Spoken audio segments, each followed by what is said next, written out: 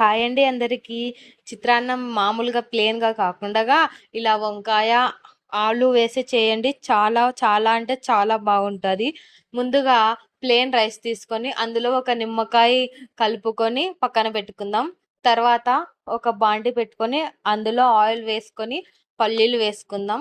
పల్లీలు కొంచెం రెడ్గా అయ్యాక ఆనియన్స్, కరివేపాకు, పచ్చిమిర్చి, ఆలుగడ్డలు చిన్నగా చాప్ చేసుకొని మరియు వంకాయలు వేసి కలుపుకుందాం. అవి కొంచెం వేగాక అందులోనే తగినంత ఉప్పు, కొంచెం పసుపు వేసి బాగా కలుపుకోవాలి.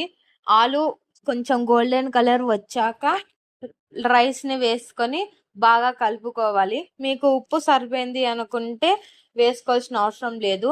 లేదు అంటే ఒకసారి చెక్ చేసి ఉప్పు కాలేదంటే వేసుకోండి.